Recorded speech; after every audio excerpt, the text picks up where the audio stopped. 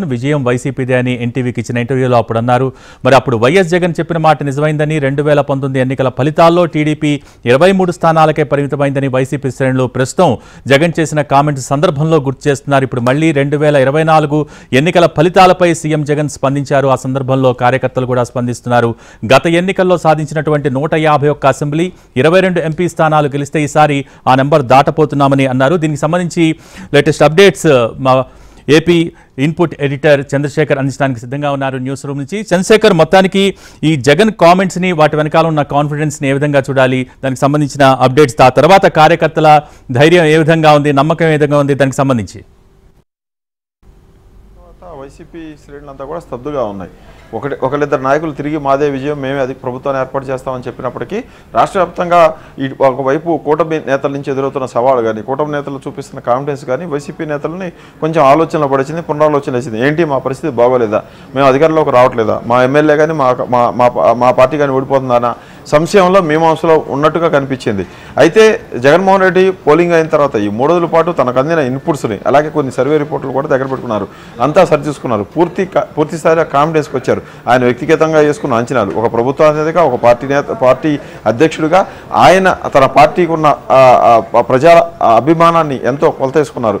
తన పార్టీ ప్రభుత్వం చేసిన సంక్షేమ పథకాలు కానీ అభివృద్ధి కార్యక్రమాలను కూడా ఆయన లెక్కేసుకున్నారు. ఎన్నికల ముందే ఆయన 175కి 175 రావాలి, 25కు 25 ఎంపీ సీట్లు మనకే రావాలంటూ ఆయన ప్రచారం చేశారు. అయితే అది కేవలం ప్రచారంగా మాత్రమే చూశాము.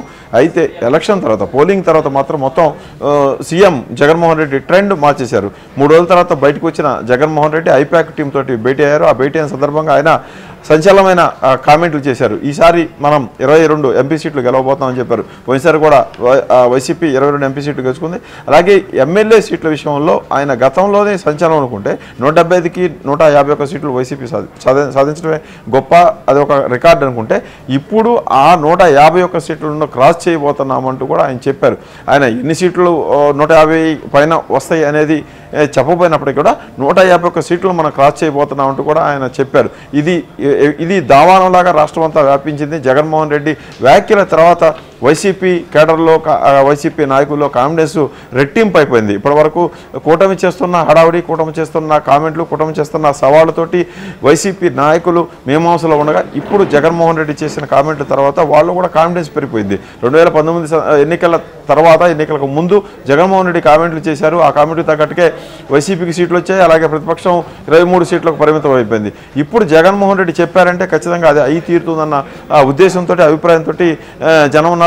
బయట రకరకాల చర్చలు జరుగుతూ ఉన్నాయి. పోలింగ్ 2% ఎక్కువైంది అంటే జగన్మోహన్ రెడ్డి మీద జనానికి వ్యతిరేకత ఉంది. ఆ వ్యతిరేకత ఉన్న వాళ్ళందరూ కూడా వచ్చి గంటల తరబడి క్యూలో నిలబడి అర్ధరాత్రి వరకు పోలింగ్ స్టేషన్లో ఉండి ఓట్లేశారు కాబట్టి జగన్ మీద వ్యతిరేకత వెల్లువెత్తేసింది, ఆయన ఓడిపోతున్నారంటూ కొన్ని విశ్లేషణలు వచ్చాయి. అయితే పోలింగ్ పెరిగిన ప్రతిసారి కూడా ప్రభుత్వం ఓడిపోతుందా అంటే గతంలో ఉన్న ఉదాహరణలు ఏవి కూడా అందుకు బలాన్ని ఇవ్వడం లేదు. మనం చూసుకుంటే మన రాష్ట్రంలో, ఉమ్మడి రాష్ట్రంలో 2004లో కాంగ్రెస్ పార్టీ 69.8% ఓట్లతోటి అధికారంలోకి వచ్చింది. కాంగ్రెస్ పార్టీ 2004లో 69.8 సీట్లతో 8% ఓట్లతో అధికారంలోకి వచ్చింది. వైఎస్ రాజశేఖర రెడ్డి సీఎం అయ్యారు. 2009లో అదే కాంగ్రెస్ పార్టీ 72.7% ఓట్లతోటి మళ్ళీ తిరిగి అధికారం నిలబెట్టుకుంది. అంటే దాదాపు 3% పైగా, 3.5% పైగా ఓట్లు కాంగ్రెస్ పార్టీకి పెరిగి, మొత్తంగా పోలింగ్ పెరిగినా కూడా కాంగ్రెస్ పార్టీ తిరిగి అధికారంలోకి వచ్చింది. ఆ తర్వాత 2014లో చూసుకుంటే తెలంగాణలో 69.5% తోటి, 69.5% ఓట్లతోటి కేసీఆర్ 63 సీట్లతోటి ప్రభుత్వాన్ని స్థాపించారు తెలంగాణలో. అదే కేసీఆర్ 2018లో 6 నెలల ముందుగా ముందస్తు ఎన్నికలకు వెళ్ళి 73.2% ఓట్లతోటి, అంటే 88 సీట్లను ఆయన 3% ఓటింగ్ పెరిగినప్పటికీ కూడా 63% ఓట్లు 72కు పెరిగినప్పటికీ, అంటే 3.5% ఓట్లు పెరిగినప్పటికీ 63 వచ్చిన సీట్లను 88కి పెంచుకున్నారు. అంటే ఓటింగ్ పెరిగిన ప్రతిసారి కూడా సీట్లు అధికార ప్రభుత్వానికి పెరగవు, అధికార పార్టీ ఓడిపోతుంది, అధికారంలో ఉన్న పార్టీ దిగిపోవాల్సి వస్తుంది అనే ఉదాహరణలు అయితే ఇక్కడ ఏమీ మనకి కనిపించడం లేదు. ఎందుకంటే ఆ పెరిగిన ప్రతిసారి ఓట్లు పెరిగిన ప్రతిసారి కూడా అంతకుముందున్న ప్రభుత్వాలు అధికారంలోకి వచ్చాయి. మొన్న వెస్ట్ బెంగాల్లో కూడా అలాగే జరిగింది. మమతా బెనర్జీ అంతకుముందు 3వ సారి అధికారంలోకి వచ్చే ముందు ఆమెకున్న సీట్లు పెరిగాయి, అలాగే ఓటింగ్ పర్సెంట్ కూడా పెరిగింది. కాబట్టి దీనికి దానికి పోలిక లేదు, దాన్ని పోల్చి చూడాల్సిన అవసరం లేదనేది స్పష్టంగా అర్థమవుతుంది. జగన్మోహన్ రెడ్డి మాత్రం తనకు వచ్చిన ఇన్పుట్స్ అన్నింటి కూడా లెక్కేసుకున్న తర్వాత ఈ చెప్పారనేది పార్టీ నాయకులు చెప్తున్నారు. ఇంకా ఒక అడుగు ముందుకేసి బొత్స సత్యనారాయణ అయితే జగన్మోహన్ రెడ్డి రెండోసారి సీఎం కాబోతున్నారు. ఆ సీఎం అయిన తర్వాత ఆయన వైజాగ్లో ప్రమాణ స్వీకారం చేయబోతున్నారు. ఆ ప్రమాణ స్వీకారం జూన్ 8న ఉండబోతుంది అన్నారు. జూన్ 4న కౌంటింగ్ జరుగుతుంది. 4-5 రోజుల గ్యాప్ తర్వాత ఆయన జూన్ 9న వైజాగ్ కేంద్రంగా వైజాగ్ వేదికగా ఆయన ప్రమాణ స్వీకారం చేయబోతున్నారు కూడా ప్రకటించారు. అంటే జగన్మోహన్ రెడ్డి టీము పూర్తి కాన్ఫిడెన్స్లోకి వచ్చిందనేది మనకి స్పష్టంగా అర్థమవుతోంది. ఈ పెరిగిన ఓట్లన్నీ కూడా మాకే అనుకూలంగా ఉన్నాయని జగన్మోహన్ రెడ్డి చెప్పుకున్నారు. ఒక పక్క కూటమిదే అధికారం అని, కూటమి గెలవబోతుందని ఆ మూడు పార్టీలు చెప్పుకుంటా ఉంటే, కాదు నేనే అధికారం రాబోతున్నాను, నాదే అధికారం ఉంటే జగన్మోహన్ రెడ్డి చెప్పడంతో రాష్ట్రంలో సంచలనంగా మారింది. ఇంకా కౌంటింగ్కి 17-18 రోజులు టైం ఉంది. ఈ 17-18 రోజులు సమయం ఉండగానే ఈ జగన్మోహన్ రెడ్డి చేసిన ఈ కామెంట్లు ఇప్పుడు చర్చనీయాంశం అయిపోయాయి. నిజంగా వైసీపీకి అంత బలం ఉందా? వైసీపీ 5 ఏళ్ల పాటు పరిపాలించింది, నవరత్నాల పేరుతో వివిధ పథకాలు ఇచ్చింది. ప్రభుత్వం కొన్ని విషయాల్లో వెనుకబడిపోయింది.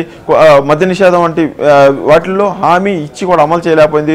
రోడ్లు సరిగ్గా లేవు, విద్యుత్ ఛార్జీలు పెంచారు, ఆర్టీసీ ఛార్జీలు పెంచారు, రకరకాలుగా జనం నుంచి పన్నులు పిండారు అని విపక్షాలు ఆరోపిస్తున్న నేపథ్యంలో ఇవన్నీ కూడా ఆ పార్టీ మీద వ్యతిరేకంగా మారిపోతాయి, జగన్మోహన్ రెడ్డికి నెగిటివ్గా మారిపోతాయి, జనం దూరం అవుతారని చెప్తా ఉన్నారు.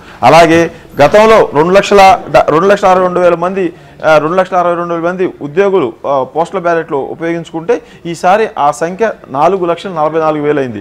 ఈ సంఖ్య పెరిగింది. ఎందుకంటే జగన్మోహన్ రెడ్డి అధికారంలోకి వచ్చిన తర్వాత దాదాపు 1,60,000 మంది సెక్రటరేట్ గ్రామ సచివాలయ ఉద్యోగులకి, వార్డు సచివాలయ ఉద్యోగాలు ఇచ్చారు. అలాగే 54,000 మంది మెడికల్ డిపార్ట్మెంట్లో ఉద్యోగాలు